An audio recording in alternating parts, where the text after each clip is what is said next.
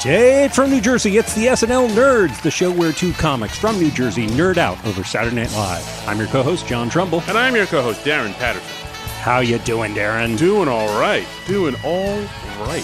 Doing all right, yeah. Getting good grades, the future's so bright, you gotta wear shades. Holy hell, wow, you're coming in, you're the one singing now. I thought I was the musical one with the music chops. You are. No, I will recite lyrics, but I'm usually too self-conscious to actually sing them. I see. Because I am a repressed white boy. But, wow. I didn't want to bring race into this, but here we are. Okay. Well, that's just, I'm white. I think it's time that you knew. What?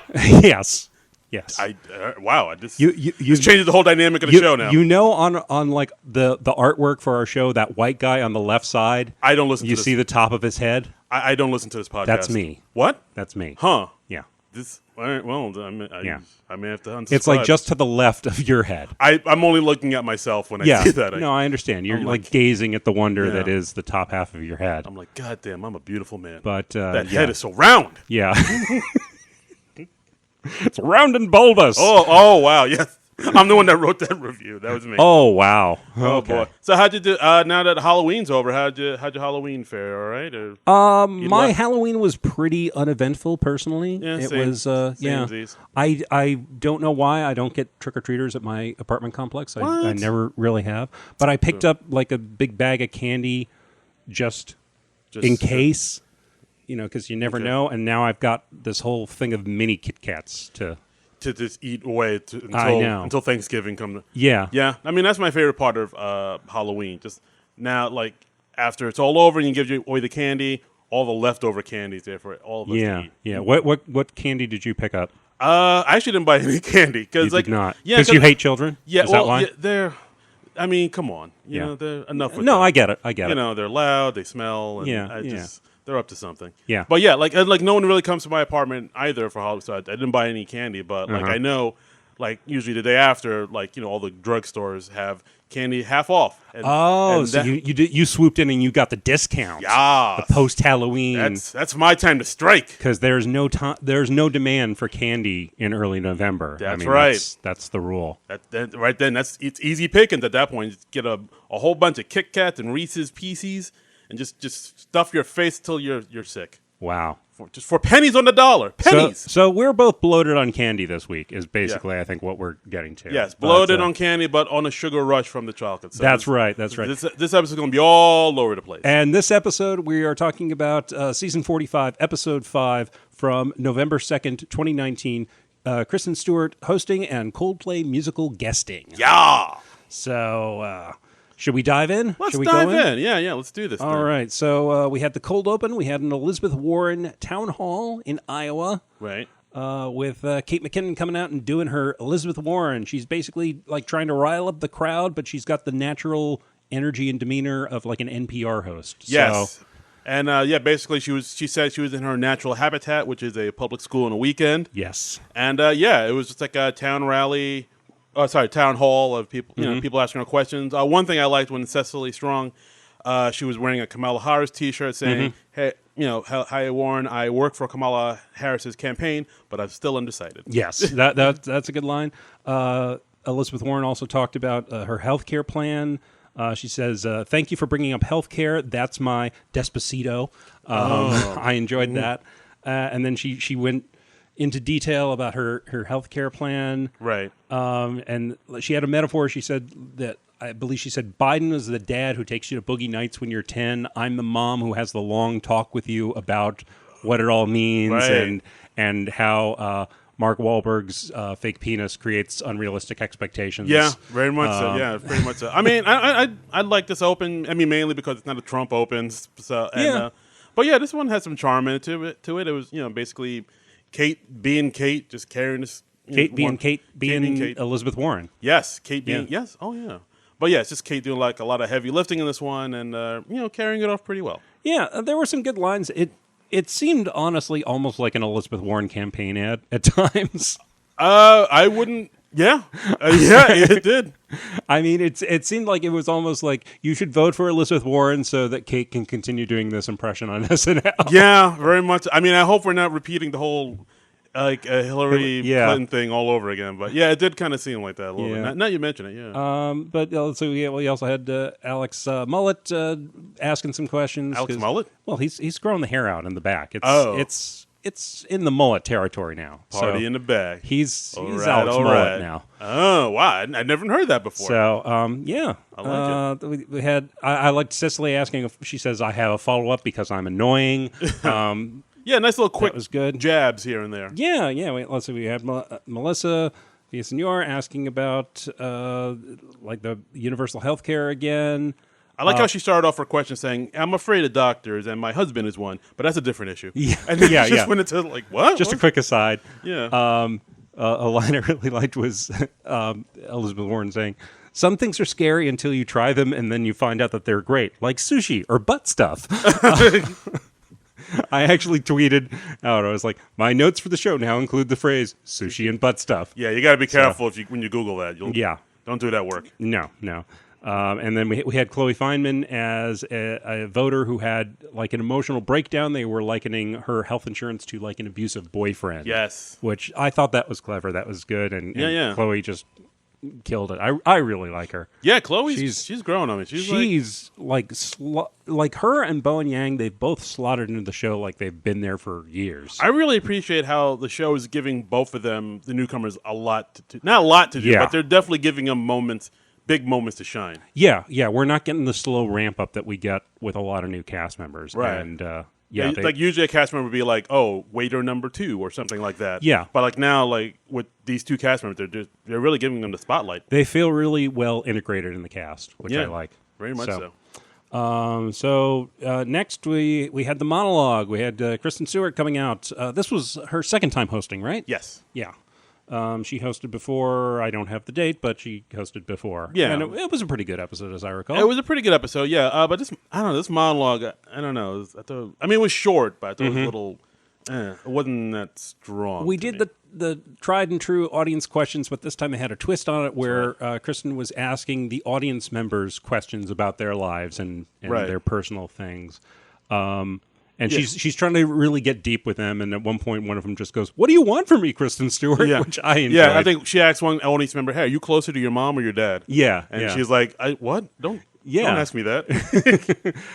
It was cute. I think I like the idea of this more than the execution of it. Yeah, and actually, it was weird because like after that, they kind of abandoned it, and then they had like Beck and Kyle kind of dressed up as Kristen Stewart. Yeah, that was weird. Yeah, like them saying, "Oh, hey, what's up? We're cool like you. We're real." Like, because like Kristen Stewart kind of has this very kind of like low energy, kind of aloof vibe. She's very chill. Yeah, yeah, and she's like always kind of, I don't know, like a Bailey Gizmert type of vibe to her a little bit. Where it's just she's always like, "Yeah, hey, I'm Kristen. I don't know, whatever." Yeah, and like kind of mumbly vibe, and like I guess they were kind of playing off that a little bit. Yeah, that was a weird thing to kind of stick at the end. Yeah, it was like they kind of like they kind of had like two different people writing two different monologues, and then they mashed them together. Yeah, it wasn't bad. It was just kind of quick.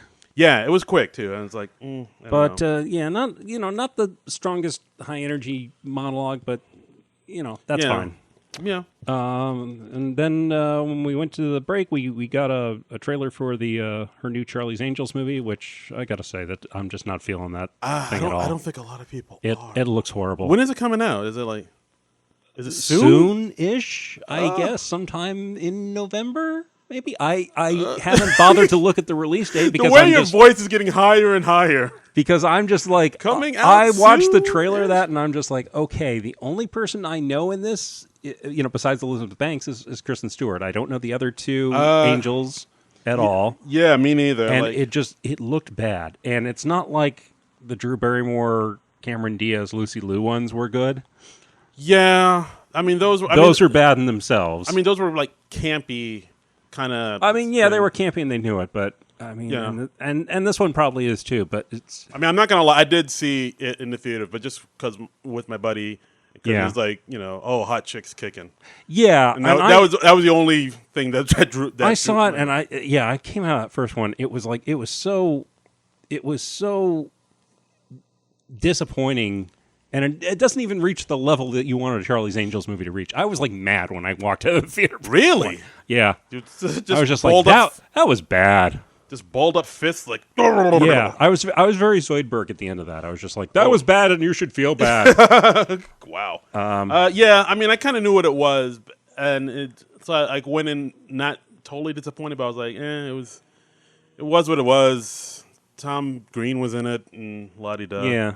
But this new one, it just but like I don't know like who else is in it. Well, I mean, first of all, this movie, the new Charlie's Angels, was written and directed by Elizabeth Banks, right? And it has Naomi Scott, who I'm not familiar with, and Ella Balinska, who I'm not familiar with. No, I got nothing. Digimon Hansu, isn't Patrick Stewart in this one? Yeah, playing one of the Bosleys. Yeah, so I guess there's more than one Bosley. Yeah, they've got multiple Bosleys in this one. Like, because Elizabeth Banks is also playing a Bosley. Yeah, so I guess in this one, Bosley is like isn't just one person. It's a movement.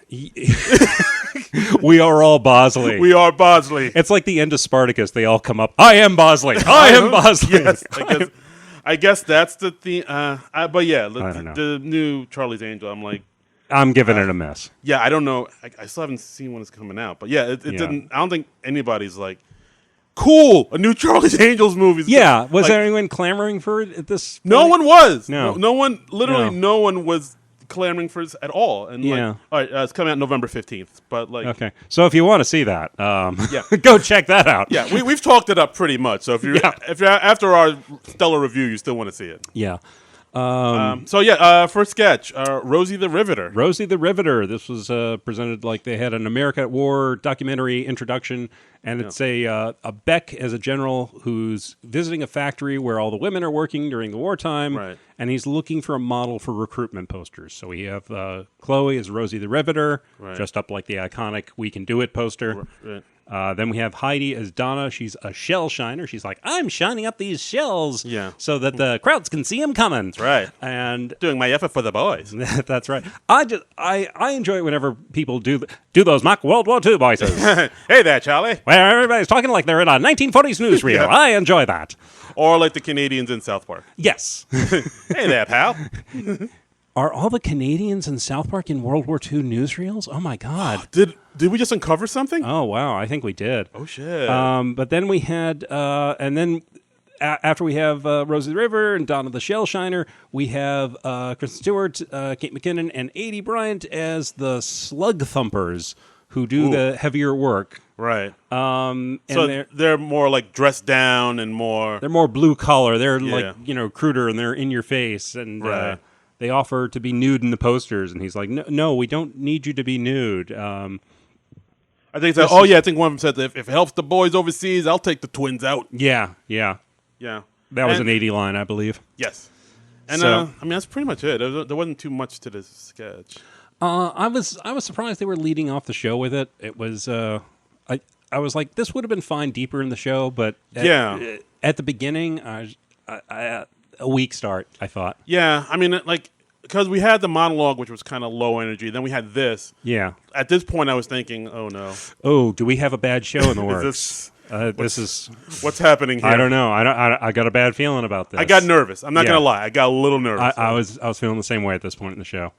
Next, we had a pre-tape with Kristen Stewart as a woman who doesn't know how to talk to children. So she gets this new app, Duolingo, that helps you talk to kids. Right, because at some point you're going to, like, all your friends are going to start having kids, and they're going to introduce you to those kids, and then you start to realize, oh, wait, I don't know how to talk to kids. Yeah, you're awkward because you don't spend time with kids. Like, do you talk down to them like, hey there, sport, hey, champ? Yeah. Or do you talk to them like they're adults? Yeah.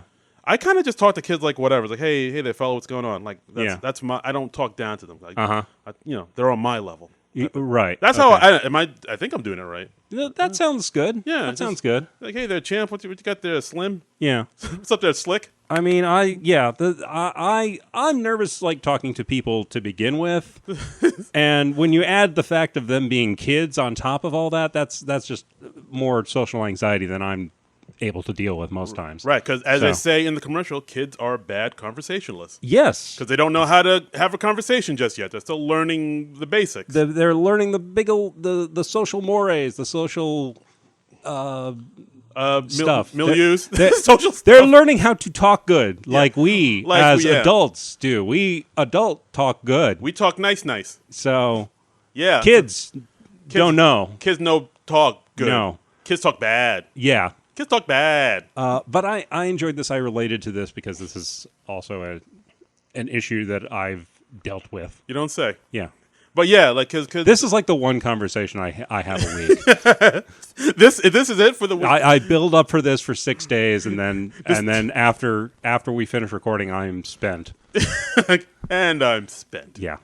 But yeah, it's because kids are building up their conversation skills, and they're not very interesting, really. Yeah. So you gotta be like, hey, that's cool. That's pretty cool there. Like, oh, you had a pizza? That's pretty rad. Yeah, you got to talk to them like that. Yeah, but I enjoyed this. This was good. Yeah, no, I liked the sketch quite a bit. This was solid. Yeah. This was turning things around a bit, and then after that we had new paint. Yes. So basically, the premise is this couple comes over with their new baby to see the man's sister. It's the guy. It's Kristen Stewart, Beck Bennett, and Adie Bryant. So they're all going to Beck Bennett's sister's house. The sister is played by Adie Bryant, and she's going on and on about like her new house, and she painted it in this new paint called Farrow and Ball, which is has the house is painted in a new color. Color, yes, right. She's pronouncing the U, and she keeps talking about this paint. It comes out that the paint is $110 a gallon. Yeah, and they're like, You're a part-time daytime bartender. You cannot afford this. Yeah. So I kind of liked it because like it looked at first it started off as like a commercial for the paint, the Farrow and Ball paint. Yeah. And she kept saying the word color. Oh, look at that color. Yeah. So for a minute I thought, oh, is the whole sketch going to be centered around her pronouncing color? And then luckily it wasn't. It kind of goes off the rails in like some other directions. Yeah, I thought this was pretty bad overall. It was just kind of this weird shapeless thing. I didn't see the point of it. I did like at the end when Beck and Adie are fighting, and then Adie just says to Beck's wife, "That baby isn't even his." He looks like your trainer. That comes out too, where like basically they find out that the baby isn't his, and it's like look at the color of that baby's eyes. Right. And then it just ends with Kristen Stewart and Adie fighting. Really bad fake wrestling. Yeah, not really. Yeah, and at one point, Kyle Mooney comes out just wearing a towel, saying, "Hey, can you guys keep it down out here?" And then they're like, "Who is he?" And it's like, "Oh yeah, we met on Facebook Marketplace." Yeah, and that was just a weird random thing. It's like, well, why is that there? Other than to give Kyle something to do. I don't know. Show off his manly chest. Sure. It was interesting, this one. I also saw the boom mic in the shot. Right? You did too, right? Yeah. I saw that too. I was like, oh. I was like, oh, that's unusual. Yeah. So I like the way Adie was selling, because like this sketch was all Adie. Just making it. She had to carry it. Yeah, she was carrying it, pretty well. I thought this was all right. This one. But I didn't think it really worked. You just think it kind of fell apart. That's it. This was like on the bottom of the show for me. Interesting. All right. Yeah. So. Okay. All right. Fair enough. So what do we have next? Your favorite. We have Hero Dog press conference, which it's a C-SPAN press briefing. It starts out with Kate McKinnon as Kellyanne Conway. She says the White House has not had a formal press briefing in 8 months, which, by the way, I'm just going to say that is fucking horrifying. Yeah. That is our new normal. That is fucking nuts. Wow. John gets political. I'm just going to insert that right true. there. It's just like, because it's like that. I didn't fact check that, but I am sure that is not an exaggeration. Reality is just and it's like we accept even just twisted things like that as normal now. That's nuts. But what about her emails, John? What about her emails, though? Benghazi. Anyway, we had. I'm sorry. And then Kellyanne Conway, she had a funny line. She says, we killed the leader of ISIS, which means that the impeachment can no longer move forward. Which I don't know the law, but that sounds right. Mild exaggeration of what the Trump administration is saying. Yeah. But I'm sorry, we're really burying the lead here. We had Cecily Strong with a dog, people. Da, da, da, da. We had the show obviously listened to me like after Dog Court. Yeah. I was like, we need more sketches with Cecily Strong and dogs. And sure enough. And then the next new show they do, Cecily Strong with a dog. Now, is this because they listen to our podcast? Yes. Or is Cecily with a dog just in the zeitgeist right now? I don't know. Is this a coincidence? Probably not. I don't know. Maybe. Are we the new SNL influencers? And we have, they listen to us. We have their ear. I'm gonna say yes. Yeah. I'm gonna say yes. I am officially the Cecily Whisperer. Mm-hmm. But I really like this. I was so excited about. They were just doing another thing with Cecily and the dog. I took hardly any notes on this last night, so I had to rewatch the sketch this morning so I could write down some of the lines. All the notes you wrote, like just exclamation points. Yeah, I was just like, I have to tweet about this. This is so exciting. This is so incredible. So we had Conan, the Canine Commando, who and Cecily was his canine interpreter, and so she's giving all the lines that they're.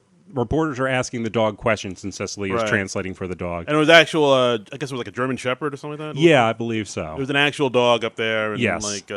It looked like she was about to break in a few points because, of course, dogs move around as they do. I think because, like, later in the sketch, they were dubbing in barks for the dog that were supposedly his answers. Yeah. I think maybe they missed the first couple of those, so Cecily had to vamp a little bit. Yeah, I noticed that, too. Because she says, like, that eye blink means this.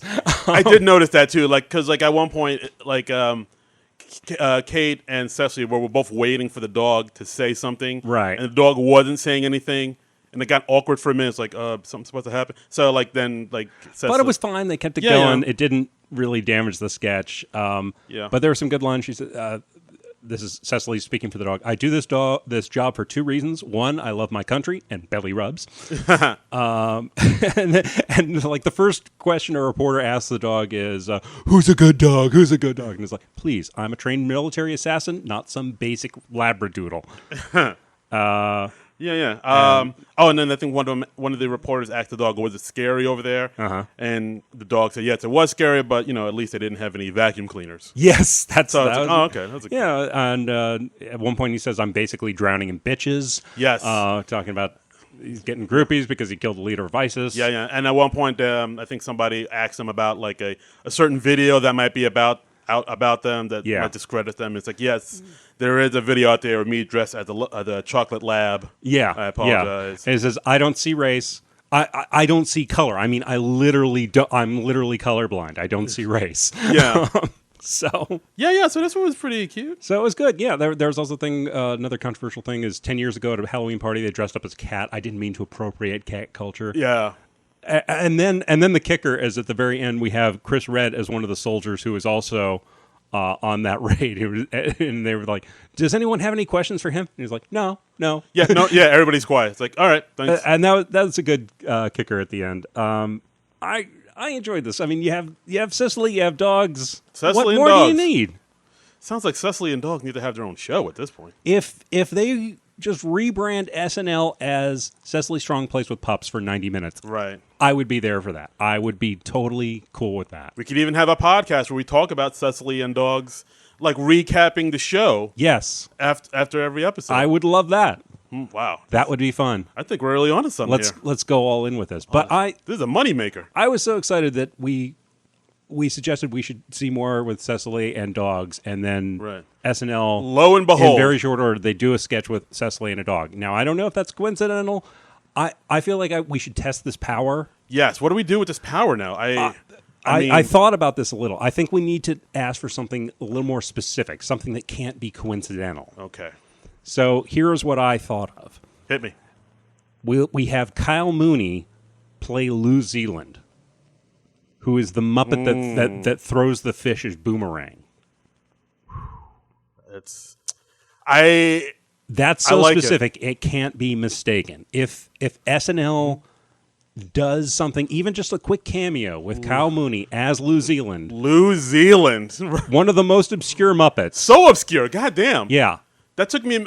I almost confused him with that one guy, Crazy Harold, or the dude with the Mad Bomber. Yeah. But no, New Zealand. He has like the big Italian mustache. Big Italian mustache. He's in like a red outfit. And he's got the like a white collar. Yeah, one of those. I don't know what those collars are called. Yeah, like the Bozo the Clown thing. Yeah, they kind of zigzag up and down. Yeah, and then he throws fish. Like, hey, everybody, I'm throwing fish. But what I think that would be in Kyle's wheelhouse. I think he would be a very good New Zealand. Even just a cameo or something. Just a walk-on of Kyle Mooney as New Zealand. Like, he comes on in the monologue. Oh, sorry, Kyle, we cut the New Zealand sketch. Aw. I like that because the odds of anybody else understanding that reference is very slim. Right. And so the fact that if they do that, then that'll be just for us two people. That will be SNL saying, like, we hear you. We see you. God damn. I don't know if I'm ready for that. Yeah. Wouldn't that be amazing? My heart's beating. Wouldn't we freak out if they did that? I would I'd cry, I'd weep, I'd vomit. SNL, the ball is in your court. That's right. Kyle as New Zealand. Let's make it happen. Jesus, I don't know. We should get a hashtag going. Hashtag Kyle is New Zealand. Yeah. Hashtag Kyle is New Zealand. Hashtag SNL nerds.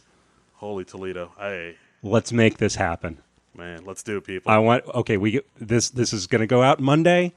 We got Monday, Tuesday, Wednesday, Thursday, Friday. We got 5 days. Let's start a movement before next Saturday. Let's start a movement, people. Oh no, wait, no, we've got 2 weeks because the show's off next week. Yes, show's off next week. We've got 2 weeks to make this happen. Oh man. When the show comes back on the 16th with Harry Styles. Harry Styles. We want to see Kyle as New Zealand. Let's make a move. Let's make a moving, people. Let's make a move. We are Bosley. Yes, let's do this. We're Bosley. We're the guy behind the scenes, yes. or the woman behind the scenes. Yes, anybody can be behind the scenes because Bosley can be a man or a woman. Yeah, it's 2019. Exactly. Bosley is a frame of mind. There's opportunity for Bosleys out there. Darn tootin'. But I thought this was good. I thought this was like turning the night around a little bit. I thought this was really good. Next, we had a pre-tape called Corporate Nightmare, which was a music video with Kristen Stewart and Kyle and Pete Davidson and Mikey Day, and they're all sort of like punk-type people. Yeah, like skater boys. Yeah, and they're working at a corporate area, and they start singing a song about how corporations, you're selling out, and they want you to compromise who you are. Yeah, it kind of sound like a Sum 41 type of song, like that song Fat Lip.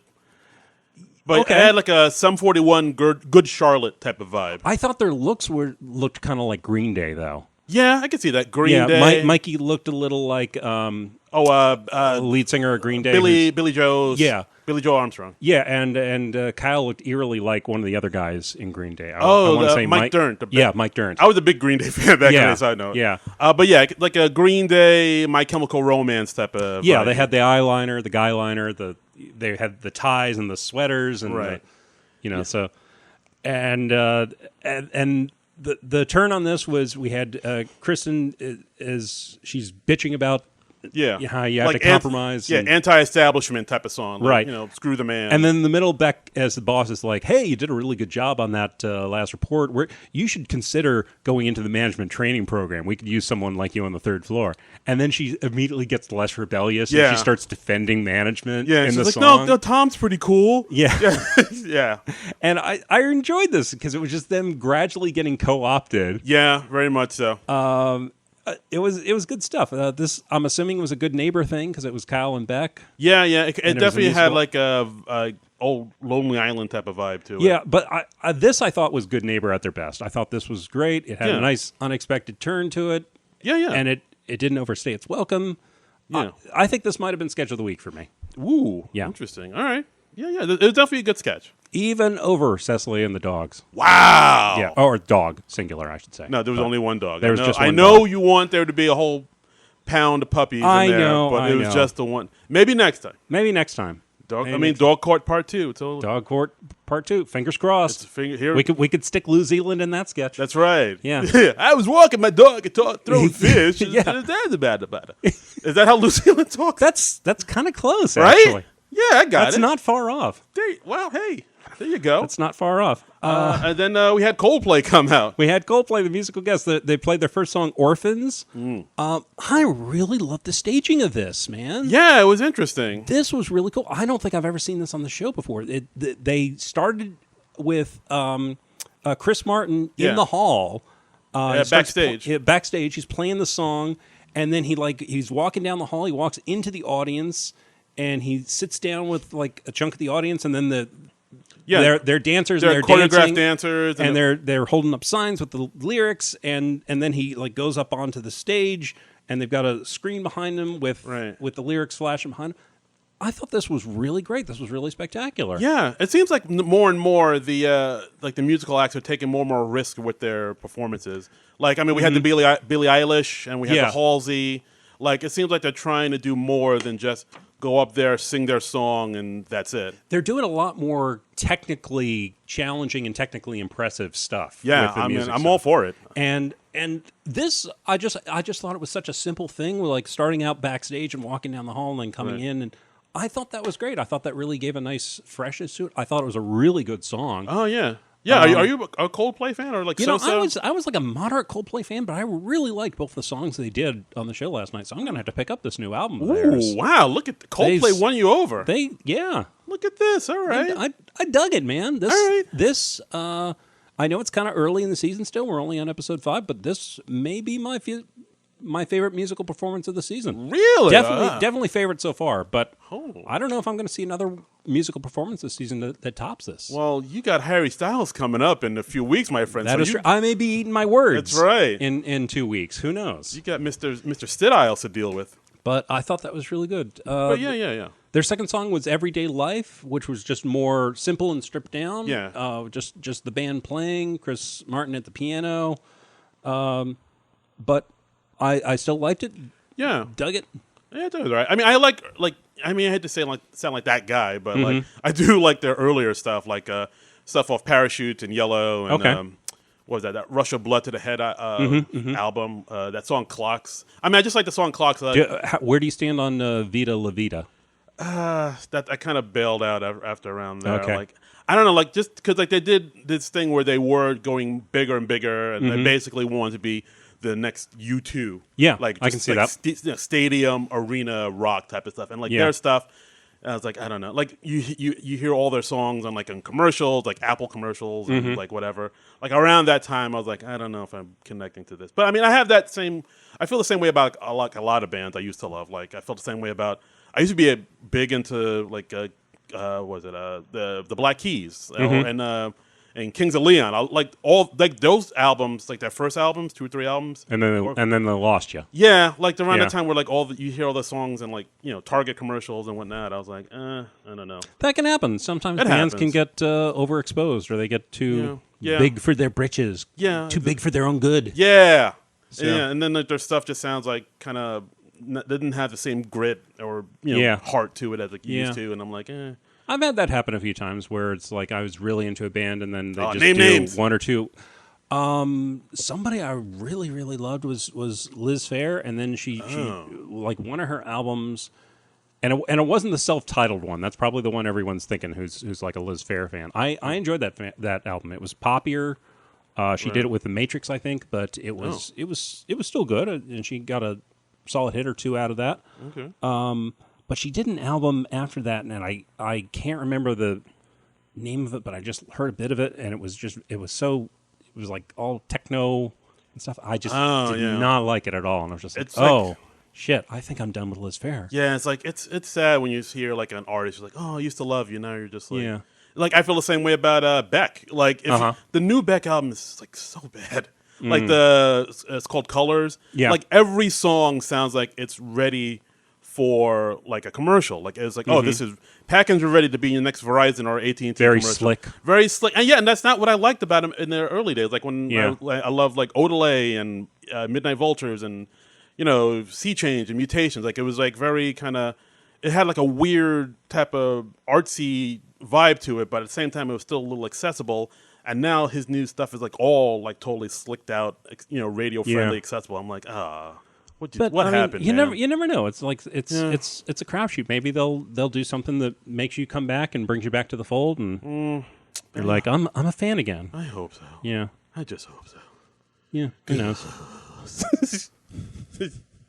All right, but I enjoyed Coldplay on this episode. Yeah, okay. I thought they were good. I thought they were solid. So. All right. Next up, weekend update. Let's bring this party back up. Okay. Weekend update. Jost and Che. Che. And basically, what did I write here? What did you write there? What did I write here? I write everything by hand. Oh, well, basically, they were talking about events of the day. They had this one joke about Rudy Giuliani, and they had one where I think it was talking about Giuliani and his phone. He apparently, after he was named the technical advisor for the Trump administration, like the tech security advisor, he locked himself out of his own phone because he gave the wrong password 10 times. Right. So he permanently locked himself out of his own phone. And there was a good line where it said, even Apple's Face ID can't recognize the man that Rudy has become. That was a good line. That was a good line. I was like, all right, I'll give you that one, Jost. Yeah, that was a pretty solid line. And then they had some of the other correspondents come out. They had Riley Jensen, 5-year-old kid genius, played by Melissa. Yes. And Heidi played her mom. She was like a stage mom. Yeah. Michael Che was asking her questions about this new plane. Right. And as it goes along, Michael asks a question that 5-year-old kid genius Riley Jensen is not prepared for, and she kind of awkwardly flustered. Yeah, she gets flustered, and of course, the mom, played by Heidi, comes out like, "You're blowing it. What are you doing?" Yeah, I'm canceling Ellen. If you can't handle Shay, Ellen's going to eat you alive. Yeah, very much so. And then Michael quizzes her with flashcards, but she's so flustered she's getting everything wrong. She identifies Earth as Saturn, and then Saturn is something else. Yeah, and then, of course, it gets mom more and more upset, and he's like, all right, I'm sending you to live with your dad. Yeah. It's like, no, he smokes. This was good. This was a good new character. Yeah, I enjoyed yeah. this. That's some good character work here by both Heidi and Melissa. Yeah, I wouldn't mind seeing this character again. Yeah. Nice one to add to Melissa's repertoire there. Absolutely. And there was one part where Che had a joke telling about the 67-year-old woman who gave birth. Yes. He said she set a record for most friction. And then that got, I think, some groans. A lot of groans. And then he says, that joke took me 4 hours to write because NBC didn't want to do any of the other punchlines I liked better. And then he shares some of the other punchlines. Then he shares the punchlines. Which, I'm sure that was a bit of a device. Yes.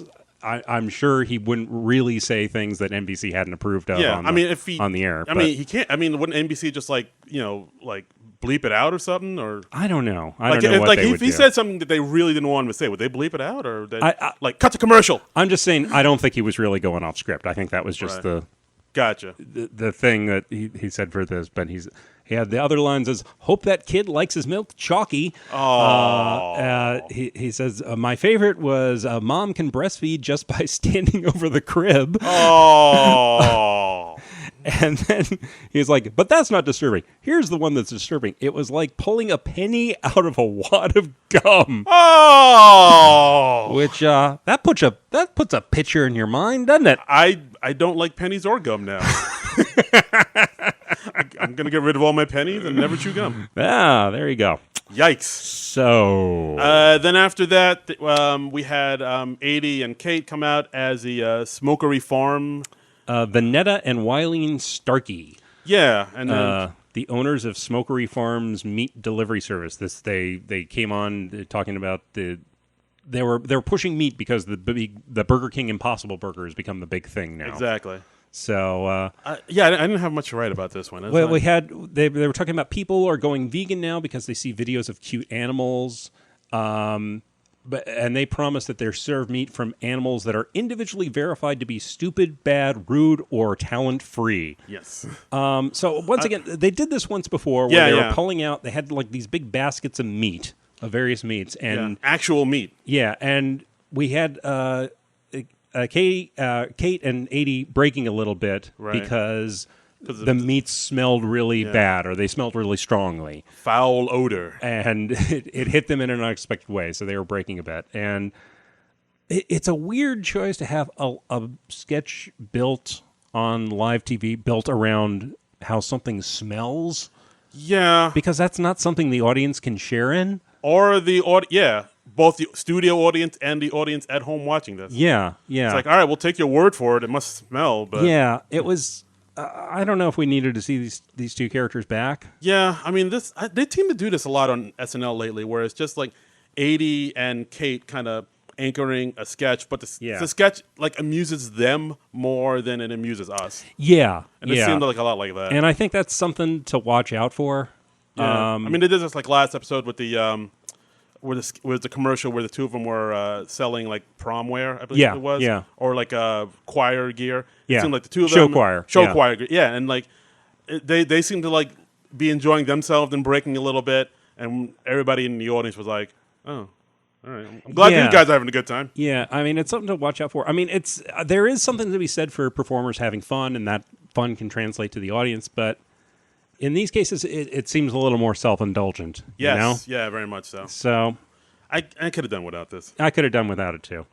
And next, that's Weekend Update. Next, we had Hungry Jury, which was a jury. They're deliberating. They're deadlocked. Kristen Stewart's the foreman. It was the first time we saw Bowen Yang and Ego in this. Yeah, I think week's episode. Am I nuts, or was the entire cast in this sketch? Well, you need 12 people for a jury, so... yeah, I guess you're right. So, I thought it was weird how some of them were just, like, standing around instead of seated at the table. Did they not have enough chairs? But, no. Well, I guess you just have to stage it so that you can see everybody and nobody has their back to the camera, but it was still weird. Yeah, it was. So basically it's like a jury. They're in a deliberation room. They're deadlocked. There's implications that there's, like, race involved in this, where it's like, oh, you guys would have... Yeah, there were a couple of sides like that. Yeah, so I mean, but basically, you wouldn't say that if he was white. Yeah, so I for a minute I thought that might be the angle, but then what happens is they've been in deliberation so long that they're getting hungry, like, and everybody's very hungry, and to the point where people's stomachs start growling. Yeah, but it sounds like really like loud, like, and different people's stomachs are growling. Yeah, like it kind of sounded like the frogs from that old Budweiser commercial. Oh, yeah. Budweiser. Yeah. Yeah. So that was like a Super Bowl commercial, I think. Yeah. Oh, it was a big deal back in the day. It was. So, yeah, basically what happens, like, people's stomach starts growling really loud, like, brah, rah, rah. And it keeps going like that to the point where people's stomach starts growling, and then it starts sounding like music. Yeah, like, it's like forming a backbeat. Yeah, brah, and then they start singing along to it. Yeah, it's like... And soon enough, the stomach growling starts to sound like the opening to Pony by Genuine. Oh, okay. And to the point where people start singing, I'm just a bachelor. Look at, like, brah, brah, brah, brah, brah, brah. So, didn't really work for me. Yeah, and like, and then, of course, Bowen, the bailiff, comes in. Yeah. And he goes, oh, that's my jam. And then it just ends with everybody singing Pony by Genuine. Yeah. And that's it. Yeah. It was quick. It was short. It was short. There you go. It did not overstay its welcome. I did laugh when Bowen went, oh, that's my like the way he did it made me laugh. But yeah, but as far as the sketch as a whole, I was like, that's really it. For me. Yeah. It seems like super simple. And it's just like, oh yeah. It seemed like it was in there just to take up time more than anything. Yeah, I was like, okay, well that was a thing. Yeah. So next up, we had a proposition, which was we had Keenan and Ego as a couple. They're at a dance club in Baltimore, and they're like sort of a middle-aged couple, very suburban, and they were like, oh, we can't stay too late. We got to get to church in the morning. Yeah. Oh, it was in Baltimore? They said that? I think they said it was Baltimore, yeah. Oh, all right. I believe so. Okay. I thought that was relevant, so I wrote that down.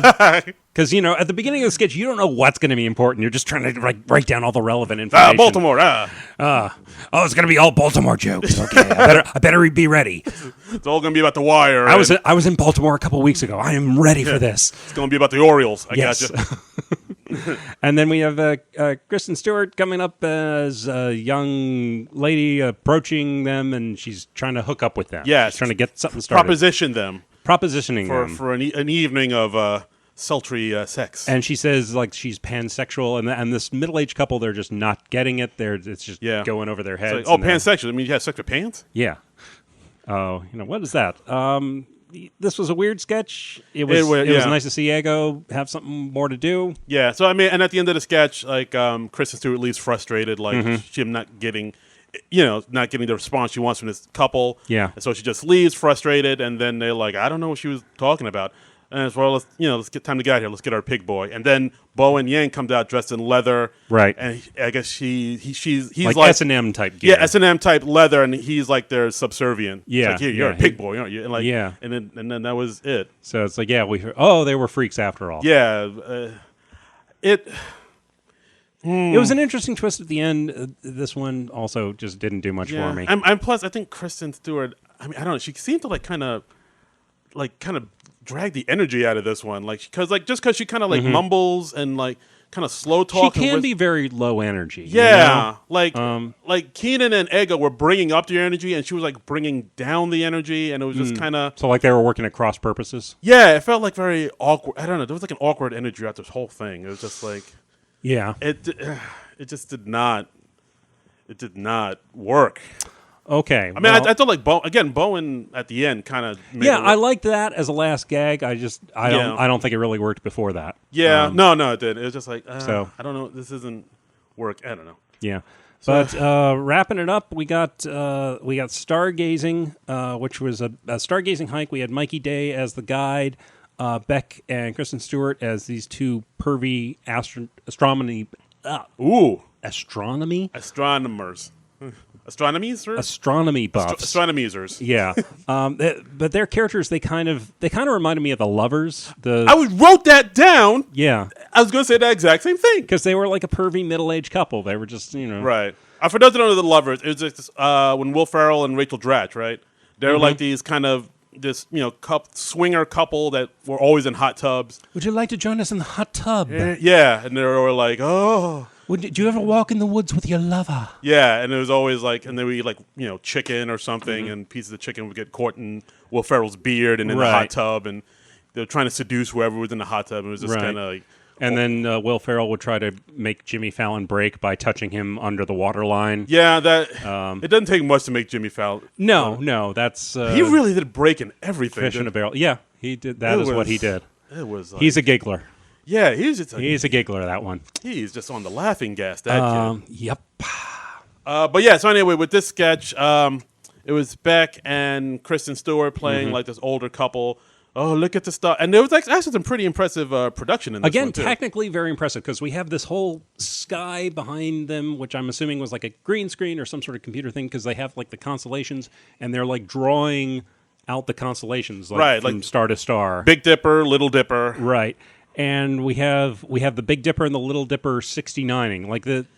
Beck and Kristen were making every constellation into something pervy. Yeah, one would be two people 69ing, one would be a man performing cunnilingus on a if woman. You want to get clinical, yes. On a woman. Yes. Yes, we're a classy podcast here, man. And then it was all... And in the constellations, all they saw were just sex positions. Right, and Scorpius was as they phrased it, a man trying to reach himself. Yeah. I will let you guys figure that out from there. I guess they had to say that for standards and practices. Yeah, they didn't even say 69ing. I was like, no, they didn't. Is that not allowed by NBC's standard That's an actual number. When it's close to 1 a.m., we can't. I don't know. 69 is a number. It's were they trying to be more clever with it? I don't know. You could just say 68 plus 1. Yeah, there you go. Could that go? There you go. Or 70 minus 1. It was kind of weird. Halfway through the sketch, I was like, wouldn't this make more sense in a planetarium when you could actually physically draw between stuff? It didn't have to be outside on a hike, but... I don't know. This sketch kind of meandered a bit for me. It was a weird one. It was a weird... I mean, this is at the back end. This is where the weird ones go. This is 10-to-1 land, yeah. This is where the weird ones go. It's where you do the weird stuff. Where the weird things are. That's right. But even for this era, it was just I don't know. It's kind of... I don't know. It wasn't. Yeah, it wasn't. Yeah, and that was the show. Yeah, that was. I thought this was an odd episode. It was a lot of highs and lows. Yeah, I mean, it definitely fizzled out towards the end, and it. I think that all the strong stuff seemed to be around the middle, where we had the C-SPAN Conan dog briefing. Right, and we had the app talking to children, right. And then we had the corporate nightmare. Yeah. I thought all those were pretty strong. I thought those were all solid. Yeah, I'll give you that. And that's not a bad average, but I thought the rest was just kind of dire. Yeah, like everything after Weekend Update was kind of... And even Weekend Update wasn't super strong. Weekend Update was fine. Yeah, but everything after Weekend Update was like, oh boy. And the Elizabeth Warren opening wasn't bad, I thought. I mean, just because it wasn't a Trump opening. You were just happy. Yay, not Trump. Not Trump. 5 stars. 5 stars. Thank God. This is going to go in the Hall of Fame. Yeah. But yeah, like everything everything in the beginning was like, But then the middle part was like, oh. And then the end was, oh. So I think if I was grading the show, it would literally look like a bell curve. You know? Yes, very much so. It starts out low, it peaks in the middle, and then it just bottoms out again. Yeah, very much. And I mean, and Kristen Stewart as a host, I don't know. Like, I feel like she did a better job her first time around. Because she just brings like this very low energy, like aloof awkwardness that like it didn't play well in a lot of the sketches, and like I don't know. Like you have to have like a certain sketch for the energy she's bringing. Yeah, and she brought kind of the same energy in most everything she did. Yeah, very much so. Like she didn't because like with a lot of other like hosts, like they brought up things like Phoebe Waller-Bridge or Momoa, like or Sandra Oh. They were all seemed like they were game. They were all like, oh, they need me to be here, I will be here. I will bring the energy here. Yeah. But Kristen Stewart's like, my energy is right here, and you got to meet me here, and that's that's a good point. But I don't know. Just my 2 cents. Mixed bag this week. Definitely a mixed bag. I mean, would you want to see Kristen Stewart return? No. No. Yeah, I'd be fine. I'm cool with. Yeah. Yeah. I think we've gotten our fill. We've seen what she can do. I'm good. Yeah. No, thank you, please. Yeah. I'm A-okay. Yeah. If they're going to bring her back, wait a while. Wait a couple years. Yeah, or just figure out how to write a sketch around her oeuvre. Yeah. That's not. I didn't use that right. You didn't, but I don't think you did. I just want to say. I don't know. Just want to say a fancy but it's word. just fun to say oeuvre. It is, right? Yeah, oeuvre. Oeuvre. All right, now we're just grossing. Now we're just gargling. Now just grossing people out. Yeah. All right, and that was the episode. That was the show. Yeah. So it's going to be an off week next week. And should we talk about what we're going to be doing? Yeah. Well, we've gotten the word we're going to have a guest next week. We've gotten the guest has confirmed with us, so I think we can say, right? It is confirmed, ladies and gentlemen, boys and girls. We have the one, the only Selena Kopic coming into the next episode. Hey, comedian, a storyteller, fantastic actress, fantastic person. Mm-hmm. She's a huge SNL fan, so she's going to be nerding out like us. She's been to 2 tapings. She's been to an after party, and she was just on a amazing, I guess, what would you call it? Panel thing? Yeah, panel discussion. Thing. Yeah, panel discussion where she interviewed Tina Fey at her alma mater at Hamilton College. A one-on-one interview with Tina Fey. Like one-on-one discussion for an hour. Yeah. And inside the actor's studio style discussion with the one and only Tina Fey. That is amazing. I mean, so Selena's going to have some interesting stuff to tell us about. Mm-hmm. So, yeah, we're going to talk about all that. And we're going to talk about, we're going to discuss a movie, too, as well. Yep. We're going to be talking about a little film called Bridesmaids as well. I have heard of that. Yeah. I've heard that. It has a Kristen Wiig. It has the, let's see. It has Maya Rudolph in it. Maya Rudolph, yes. Another SNL. Melissa McCarthy. It was her big breakout movie role. Yeah. This is the movie that made Melissa McCarthy. Yeah, like after this movie, Melissa McCarthy was on the map. Yeah, and it's got a favorite of mine, Wendy McLendon-Lovey from Reno. Reno 911 and the Goldbergs. And the Goldbergs, yeah. She's great. Yeah. This is a big hit from 2011, and we're fantastic fans of it. Yeah. And I haven't seen it in a few years. I haven't watched Bridesmaids in a few years, so it'll be interesting to revisit that. Yeah. And I remember really digging it when I saw it. So, it'll be good to go back and see what's what. So we're looking forward to that. We're going to have some fun talk about last week. Let's see if there's anything on the Twitter account. Oh, yes. Let's go back to our Twitter handle. You know, we did hear from our friends at SNL After Party. They had an interesting thought. I don't have the tweet up right now, but you remember last week I was talking about the Halloween special that they ran at 10. Yes. And it was all off. They were cutting off the sketches like just a few seconds in and going to commercial break and then coming back to the same sketch. It was yeah. I remember you talking about that. they said it was very likely like an hour and a half or 2 hour special that they didn't like re-edit it to put it in the hour time slot. Oh. And so like the timing of the commercials just wasn't working out. And I was like, oh, okay, that sounds very plausible. Okay. So that's an explanation, but it's like still somebody was asleep at the switch there. Yeah, like why would you air something? That was really weird.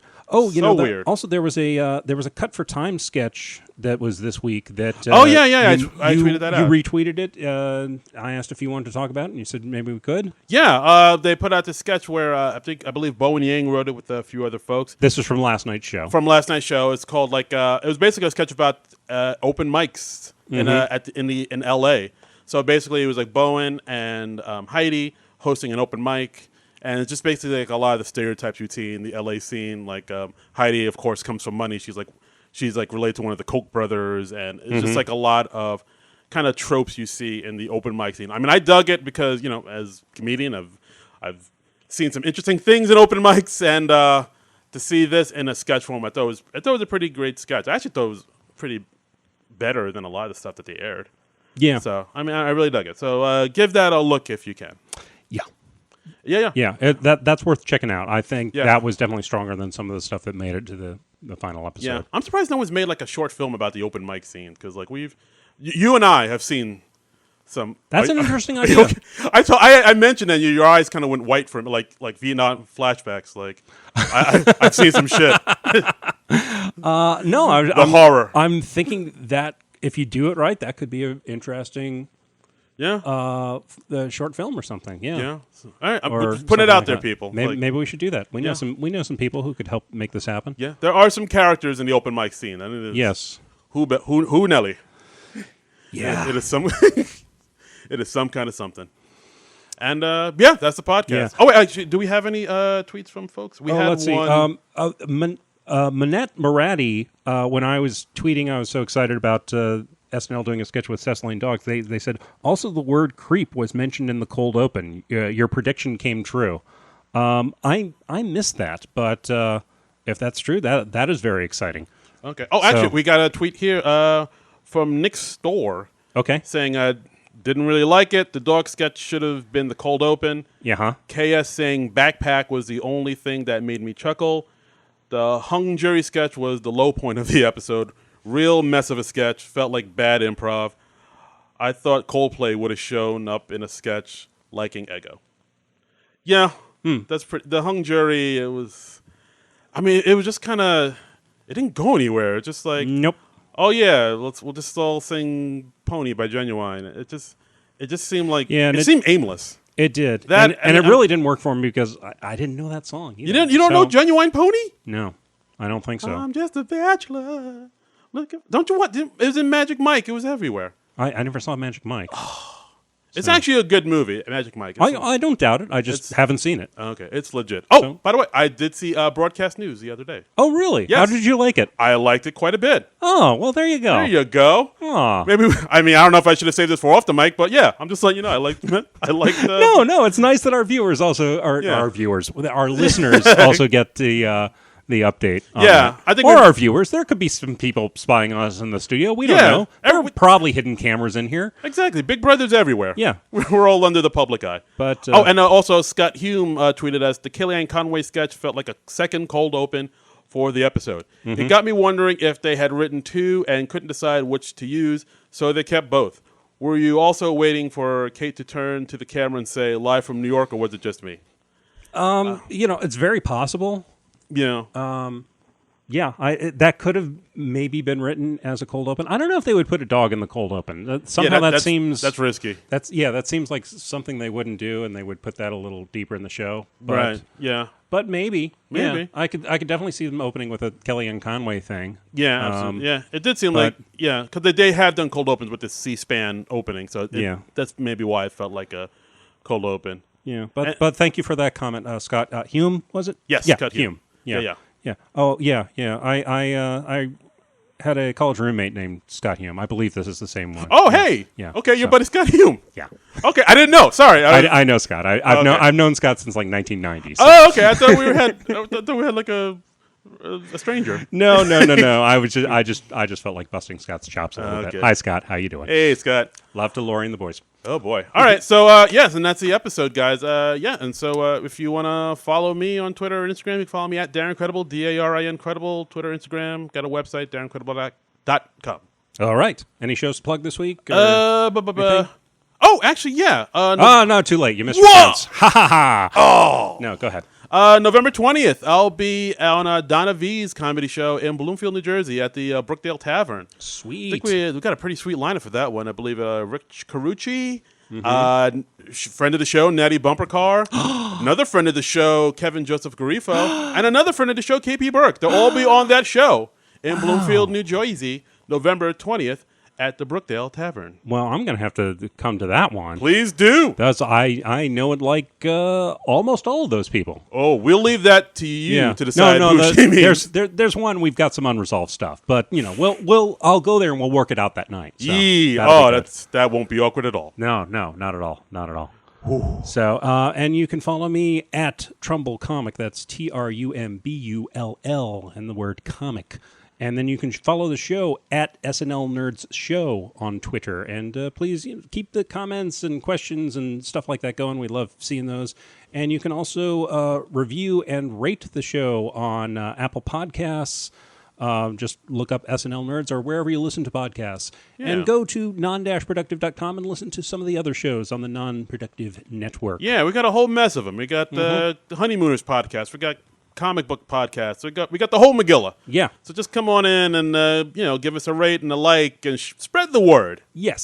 Yes, and you can also there's also a Patreon on there that you can contribute to and help us keep the show going, keep the lights on here in the studio. Yes, give us money, please. Winter's coming. We need heat for the studio. Yes, we don't want to. Yes, winter is coming. We don't want to be shivering in here with like barrels with flames coming out. Yes. Like doing this podcast over a candle, right? Or a big oil drum, right? An oil drum. That's what. Take me back, right? Do.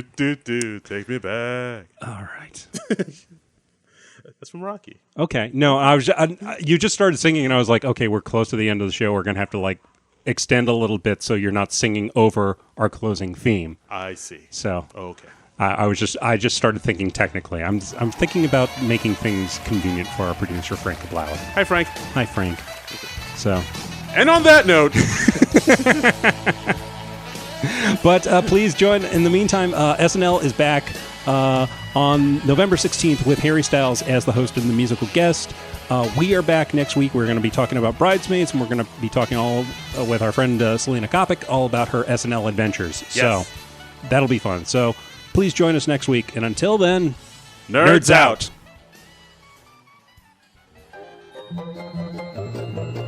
This has been a non-productive media presentation. Executive producer Frank Hablawi. This program and many others like it on the Non-Productive Network is distributed under a Creative Commons Attribution Non-Commercial No Derivatives license. Please share it, but ask before trying to change it or sell it. For more information, visit non-productive.com.